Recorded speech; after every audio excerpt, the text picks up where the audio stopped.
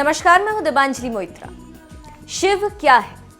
शिव वो चेतना है जहां से सब कुछ आरंभ होता है, जहां सबका पोषण होता है और जिसमें सब कुछ विलीन हो जाता है। इस शिव में ही पूरी सृष्टि विद्यमान है। आपका मन, शरीर, सब कुछ केवल शिव तत्व से ही बना हुआ है। इसीलिए शिव को विश्व रूप कहा गया है। तभी तो श्रद्धा भाव से अर्पण की गई हर चीज को शिव ग्रहण करते हैं।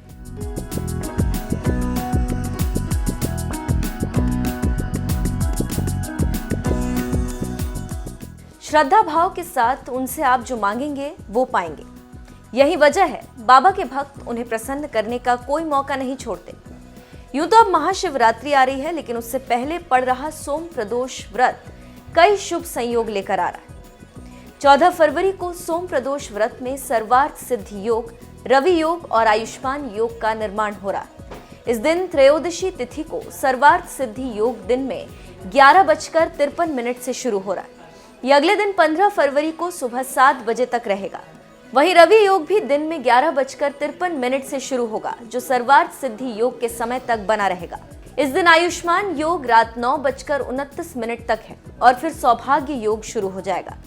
इन अद्भुत योग के बारे में ज्योतिष शास्त्र कहता है, कोई भी नया कार्य जो कि सर्वार्थ सिद्धि योग में प्रारंभ किया जाता है, वो निश्चित ही सफलता पूर्वक संपन्न होता है तथा इच्छित फल प्रदान करता है, जो कि भारतीय संस्कृति में किसी की लंबी आयु के लिए उसे आयुष्मान भव का आशीर्वाद देते हैं।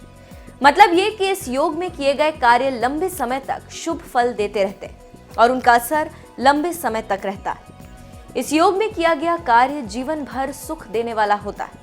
अब बात अगर रवि योग की करें तो सूर्य जिस नक्षत्र में चौथे, छठे, 9वें, 10वें, 13वें अथवा 20वें नक्षत्र पर जब चंद्रमा संचरण करता है, तब रवि योग का निर्माण होता है। इसमें किसी भी प्रकार के शुभ कार्य संपन्न किए जा सकते हैं। तो इस सोम प्रदोष व्रत में बन रहे आयुष्मान, रवि और सर्वार्थ सिद्धि योग में आप न सिर्फ अपने नए कार्यों की शुरुआत कर सकते हैं, बल्कि उनका परिणाम भी सुखमय रहेगा, जो कि भक्ति में शक्ति होती है। इसीलिए जो व्यक्ति सोम प्रदोष व्रत रखता है, उसे महादेव की कृपा से कई लाभ होते हैं। उदाहरण के तौर पर जमीन जायदाद की समस्या से जल्द छुटकारा मिल जाता है, मन चाहे वर वधु की प्राप्ति होती है, धन की कमी से मुक्ति मिलती है, हर तरह के योग दूर होते हैं और जीवन की तमाम समस्याओं का धीरे धीरे अंत होने लगता है।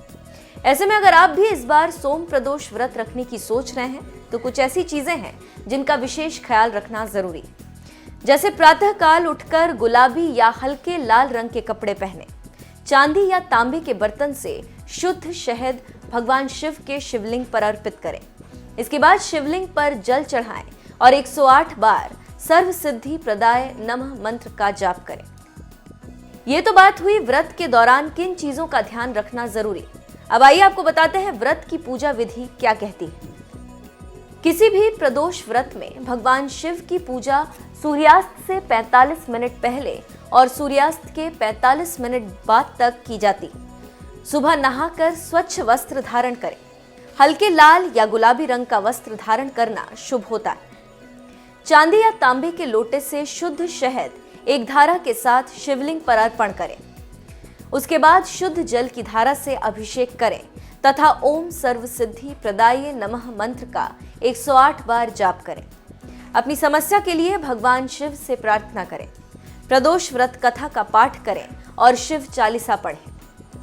आज के दिन महामृत्युंजय मंत्र का जाप जरूर करना चाहिए।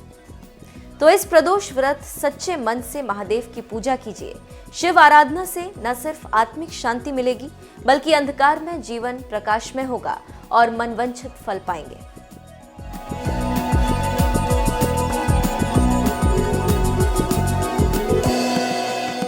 हमारे साथ मौजूद हैं टपकेश्वर महादेव मंदिर के मुख्य पुजारी दिगंबर भरतगिरी, और आइए इनसे जानते हैं कि इस मंदिर के महत्व के बारे में, यहाँ के रहस्य के बारे में, जिसके चलते यहाँ लोग जो श्रद्धालु हैं महादेव के दूर दूर से उनके दर्शनों के लिए यहाँ आते हैं। मान जी कहते हैं कि जो महादेव का ये मंदिर है, जो गुफा में यहाँ बसे हैं भोलेनाथ, यहाँ के महत्व के बारे में बताइए।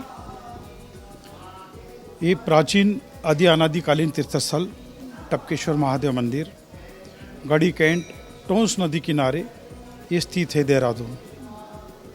और इस मंदिर का इतिहास इस प्रकार से है।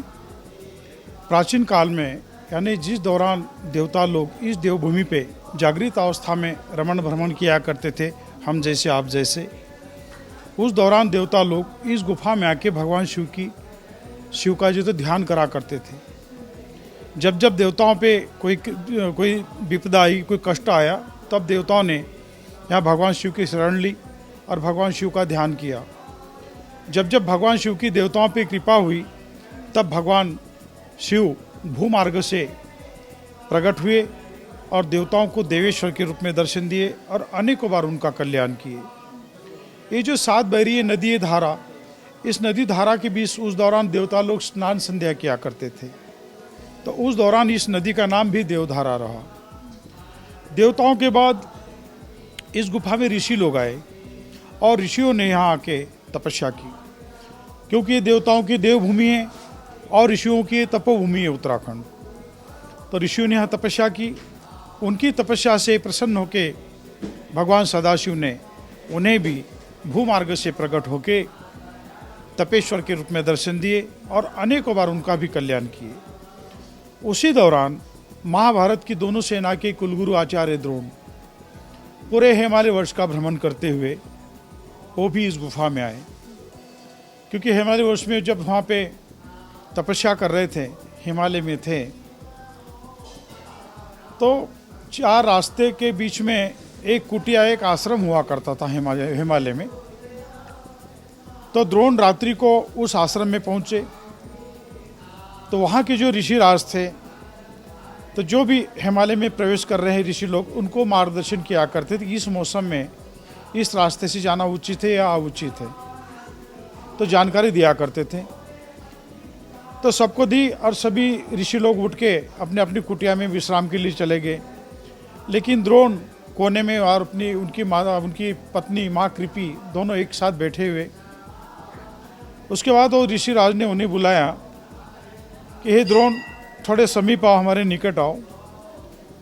बोले, तुम जो बैठे हो ना आप प्रसन्न मुद्रा में, तुम्हें प्रसन्न रहना चाहिए, क्योंकि तुम परम शिव भक्त हो, तुम ऋषि हो। क्योंकि तुम्हारी तपस्या का जो तेज है तुम्हारे मस्तिष्क पे छलक रहा है, ये हम जानते हैं। और तुम शिव नाम शिव उपासना करा करो, बहुत जल्द तुम्हें भगवान शिव के दर्शन प्राप्त होंगे। तब द्रोण के मन में जिज्ञासा जाग उठी कि हे भगवान, मुझे आप कृपा करके ये बताइए, मुझे दर्शन कब और कहाँ और किस स्थान में होंगे, इतना कृपा करके मुझे इतना बताइए। तब वो ऋषिराज ने कहा कि आप यहाँ से ऋषिकेश की ओर जाए। गंगा जमुना के बीच एक तमसा नामक नदी बहती है।